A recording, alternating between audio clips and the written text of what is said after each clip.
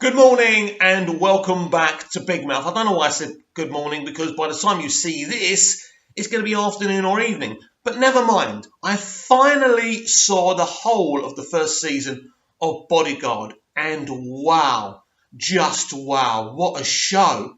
And it reminds me so much of 24 at its peak. This is, like it or not, a shot in the arm for male-led characters. The entertainment industry and their mouthpieces in the media have been telling us the time of the white male lead is over. Nobody's interested. Nobody wants to watch that anymore. Everybody wants to watch representation and females leading everything. But hang on a minute.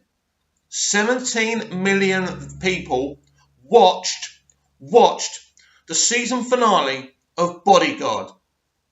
Now, Jed Mercurio is a very fascinating creative in my mind because he don't misunderstand me. There's a lots of representation both in Line of Duty and in Bodyguard. But what he doesn't do is stand on the roof and say, hey, I just put a black person on my show. Thank me, everyone. Thank me, black community. Oh, I just cast a female. Oh, you should be kissing my feet because I cast a female, which is what you get with SJW broadcasting and studios these days, don't you? I want you to think about this very carefully because these people in SJW media and these people in broadcasting are the gift that keep on giving. And because they couldn't criticize Bodyguard because it was so flawless, they started to attack Jed and the series within the media about the research for police activities being wrong. Jed is brilliant and intelligent enough to go onto Twitter, quote tweet these articles and say, no, we researched this and we researched this properly. So they can't mess around with him because both his shows are doing so well and people love them.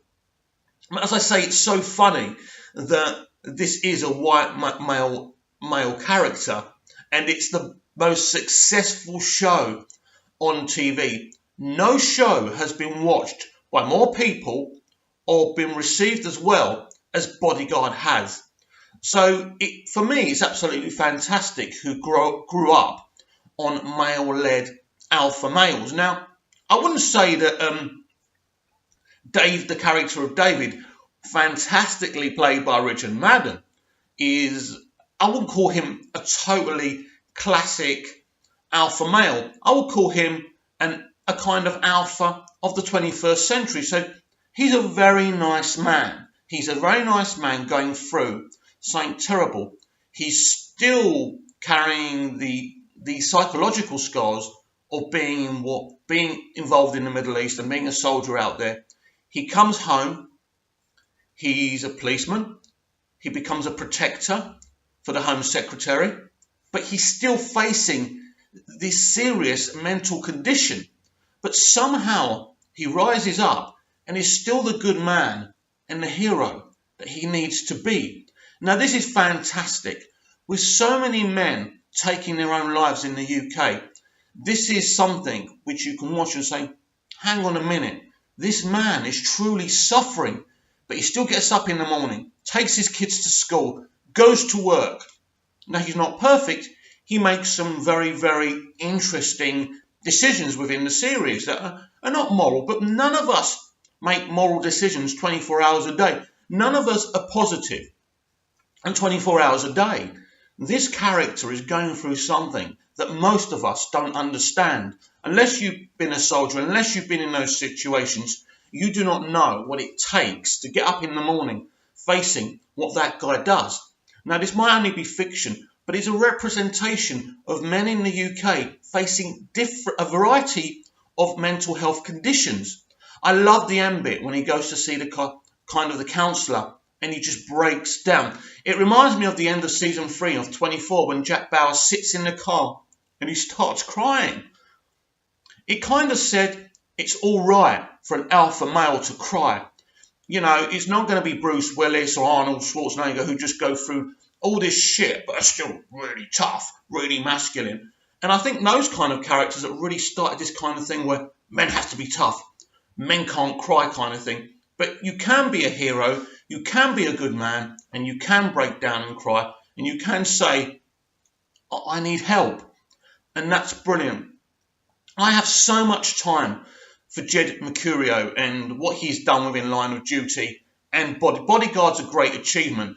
And in this kind of SJW universe we live in, where they don't live in the real world, we've got this character of Nadia. Now, in the opening sequence on that train, we all assume Nadia's a victim of somebody else, that she's not a bad person. Now, I don't want to start going into talking about people like Nadia being good or bad. That's not for me to talk about here, because everyone comes from their own point of view.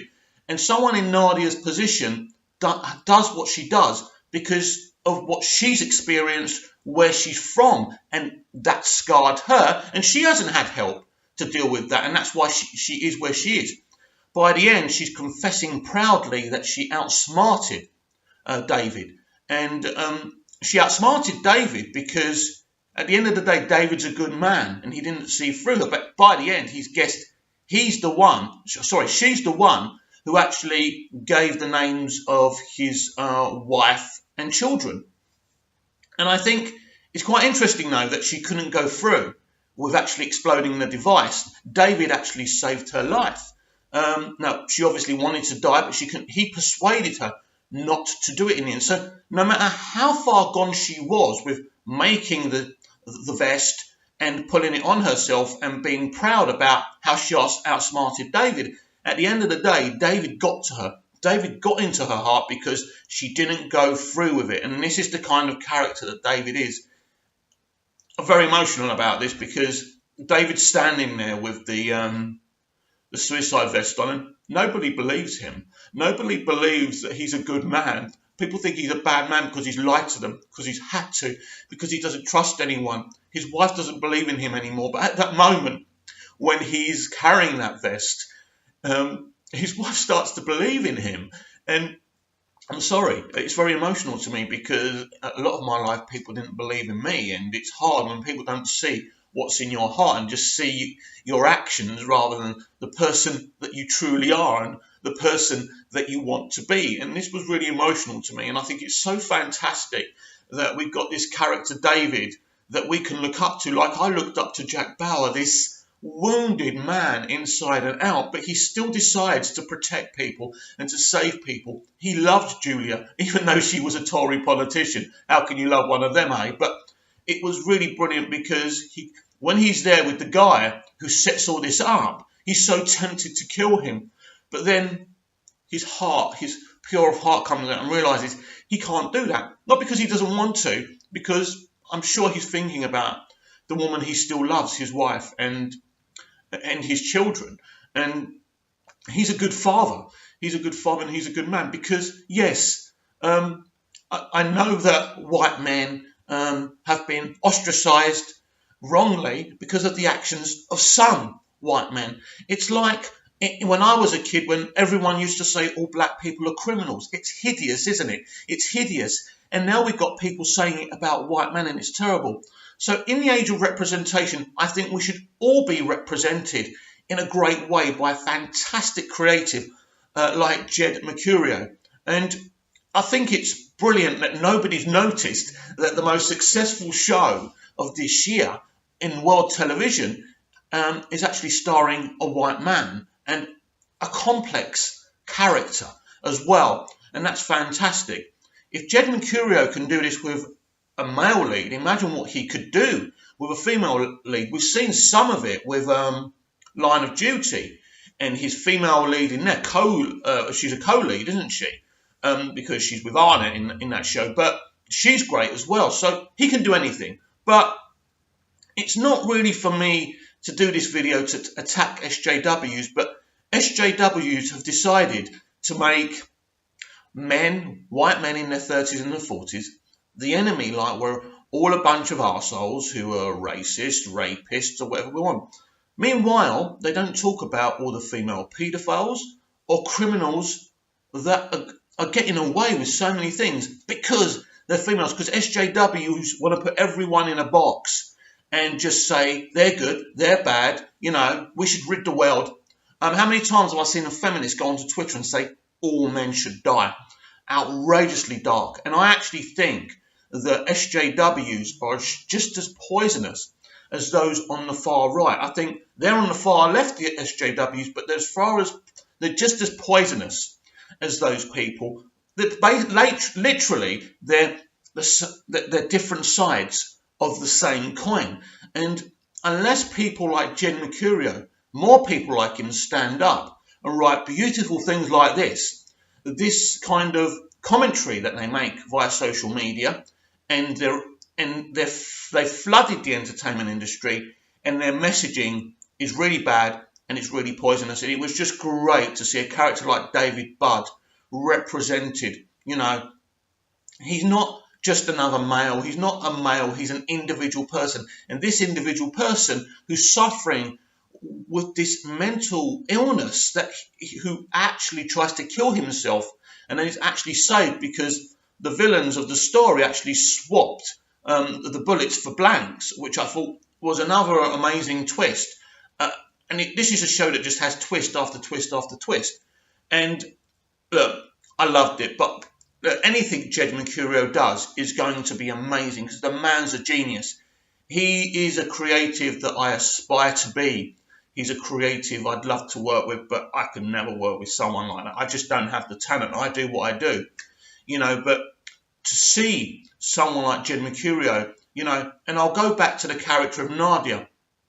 Now, that reveal for Nadia in the end sends a big message in the hall of power of the entertainment industry, of the movie industry, and at the BBC, where it's very fashionable now, as we've seen in the new series of Doctor Who, to label all white men as bad. That's horrible. And as I say, it's just as bad as saying all Asian people are bad, all black people are bad, all women are bad, or whatever you do.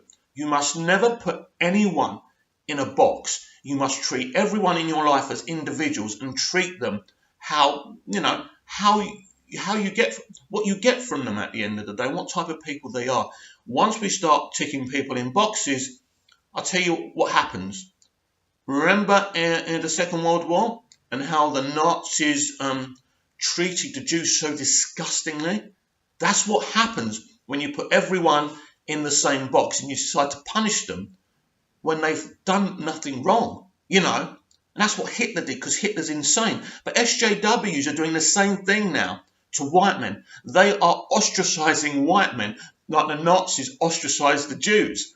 And it has to stop. And this is why I'm so emotional with what Jed Mercurio has done with Bodyguard. It's a beautiful piece of work. When he's about to take the kids at the end in the car and he goes to his wife, there's room for one more. And she believes in him again. She's the only one standing up for him. Everyone, they want to shoot him. Even Louise. I love Louise, by the way, and I love the actor playing her. And she doesn't believe in him anymore. And they had a beautiful chemistry together, and I don't know what's going to happen now. I'd like to see them working together in the second season, but it was heartbreaking to see that Louise didn't believe in him anymore. And as I say, you close your eyes and you think about this man who, from no fault of his own, is got this suicide vest on, and please believe me, he's saying, I'm innocent, I haven't done any of this, but you've lied to us. Yes, I've lied to you. And I love how he apologises. It's kind of how Jack Bauer used to apologise. He reminds me of Jack Bauer a lot. He's very different, of course, because he's a British version of the same kind of character, but I just love him, and I think this character can go on for years and years. And I'd actually love a Line of Duty crossover. That would be fun, because Jed Mercurio is creating a universe here. I truly believe that. And there's no question SJWs are going to try and bring him down, because they can't blatantly say, oh, Jed Mercurio, he's got a white male lead. How dare he? How dare he represent this white male as a guy, a good, pure-hearted guy? All white males in their 30s and 40s are terrible people, aren't they? They can't say that. So as I said on the top of the show, they have to say, yeah, well, his research wasn't very good. But Jed dealt with those people because he's an intelligent man. This isn't about saying all TV shows and films should be have white male leads. But I just do find it incredibly amusing how SJW media and the people in the entertainment industry have tried to ostracize white males and wipe them off the face of the entertainment industry, then this guy, Jed Mercurio, comes on and says, nah, here we go, biggest show, white male lead, what are you going to do about it? Because as much as I want representation, that should mean white male leads as well. It shouldn't just say, right, we're gonna represent everyone apart from those scum that are white male leads. No. The thing is, at the end of the day, in your life, don't be an SJW. Be someone who doesn't put someone in a box and actually says, you're a nice person, I like you. Don't think about the size of their boobs or the colour of their skin or what their eyes look like. Judge people individually on what's in their heart. And I promise you, you will have a lot more positive experiences than negatives. There's a lot of bad things going on in the world, and I just loved what Jed did with Bodyguard and that character.